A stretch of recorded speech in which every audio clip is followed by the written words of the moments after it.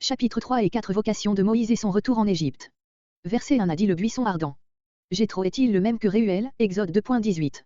Il n'est point nécessaire de l'admettre, car le mot hébreu shoten, que l'on a traduit par beau-père, se dit également du beau-frère ou du gendre, en un mot de tout parent par alliance, de sorte que Jéthro, peut être le même que Hobab, nombre 10.29, peut fort bien avoir été le fils de Réuel et son successeur. Mais rien n'empêche non plus d'admettre que Réuel et Jéthro soient une seule et même personne et de voir dans un de ces deux noms, peut-être même dans chacun des deux, un titre plutôt qu'un nom propre. Réuel, familier de Dieu serait le titre du sacrificateur et le titre de Jéter, excellence, Exode 4.18 ou Jéthro, son excellence correspondrait de sens au titre actuel de Iman, chef de tribu. Conduisit le troupeau. Le district de Shum, où Jéthro paraît avoir habité, est aride, aussi, de nos jours encore, à l'approche de l'été, les Bédouins de ce pays-là conduisent leurs troupeaux au nord-ouest, à 3 ou 4 journées de marche, dans le district de Sinaï, qui est plus élevé et où les pâturages sont bons et l'eau abondante. Verset 2. L'ange de l'Éternel, c'est-à-dire suivant le sens habituel de cette expression, Dieu se manifestant, mais non s'incarnant, sous une forme visible. Voir sur le sens de ce terme à Genèse 21. Du milieu des buissons. Le mot hébreu sonné est le nom d'une sorte d'acacia épineux et velu, commun dans ces montagnes et qui leur a peut-être valu leur nom de Sinaï. Le mot hébreu au singulier a ici un sens collectif, ce qui explique l'article. Du milieu du taillis s'élevait la flamme provenant du buisson en feu. Le feu est un des faits de la nature qui nous représente le mieux ce que Dieu est, lumière, chaleur, vie, détruisant ce qui est vil, purifiant ce qui est précieux. Aussi l'Esprit de Dieu est-il apparu à la Pentecôte en langue de feu et Dieu est-il appelé, un feu consumant, Exode 24.17, Deutéronome 4.24, etc. Moïse remarque que le buisson enflammé demeure cependant complètement intact. C'est donc là un feu d'une nature particulière qui n'a besoin d'aucun aliment extérieur et qui s'entretient par lui-même. Dieu veut donner par là le magnifique emblème de ce qu'il est lui-même, comme la vie absolue, indépendante de toute matière, se reproduisant incessamment elle-même. C'est l'illustration de l'essence divine telle qu'il va la révéler à Moïse, en se désignant par le nom de Jéhovah, je suis, verset 14. On a voulu voir dans le buisson qui ne se consume pas l'image du peuple d'Israël qui, même dans la fournaise de la persécution égyptienne, ne périt point. Mais ce sens est contraire à l'expression hébraïque d'après laquelle le buisson en feu représentait l'ange de l'Éternel. D'ailleurs, il ne serait pas naturel que Dieu fût représenté comme sortant du milieu du peuple, ainsi que le feu du milieu des buissons. Enfin Dieu veut révéler ici à Moïse non ce qu'est Israël, mais ce qu'il est lui-même. Verset 5. Ôte tes sandales.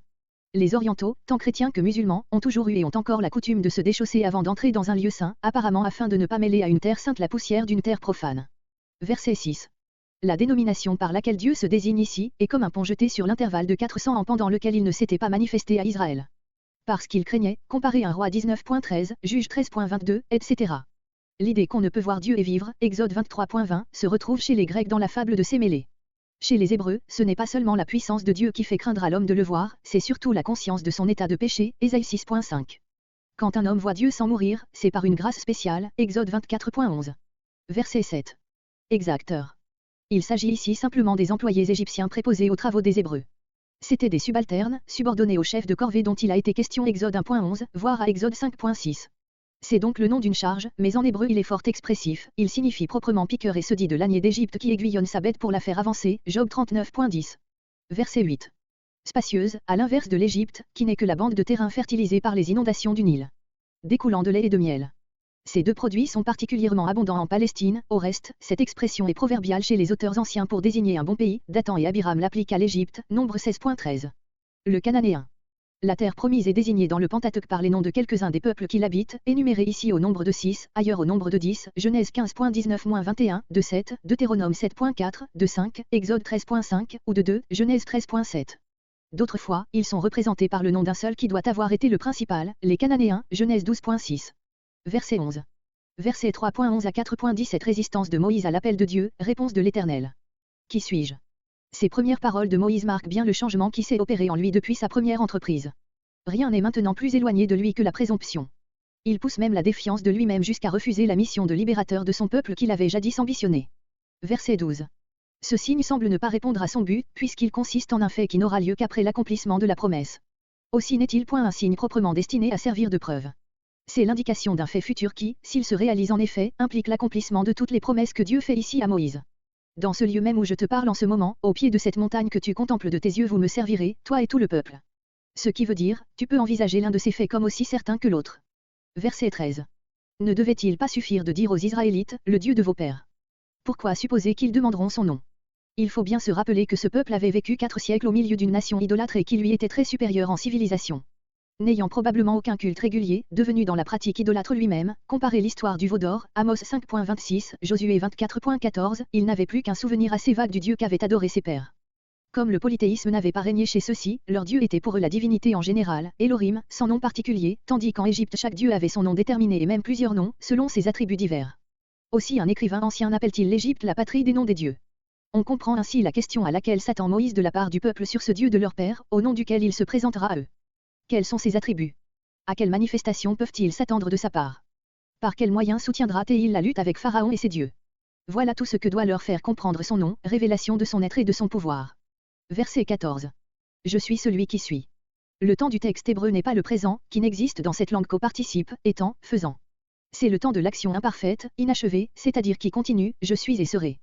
Ce qui fait que l'on a parfois traduit par le futur, je serai celui que je serai.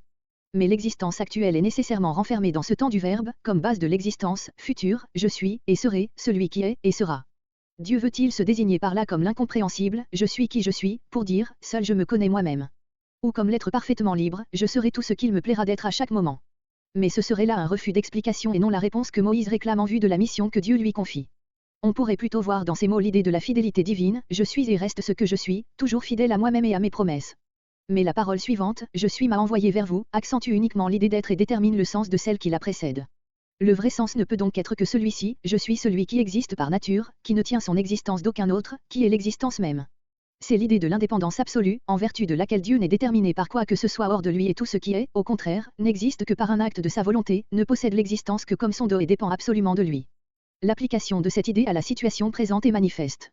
Cette parole renferme la garantie de sa victoire sur Pharaon, ses dieux, ses enchanteurs, ses armées, bien plus, de son triomphe futur sur toutes les puissances, terrestres et supérieures, qui pourront s'opposer à lui et à son peuple.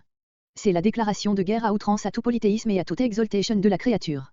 C'est le fondement de l'histoire qui va commencer, celle de l'établissement du règne de Dieu sur la terre. On a cru trouver dans un passage du livre des morts une parole semblable à cette déclaration divine dans l'Exode. Mais il y avait là une erreur de traduction manifeste, édition Naville. Je suis m'a envoyé.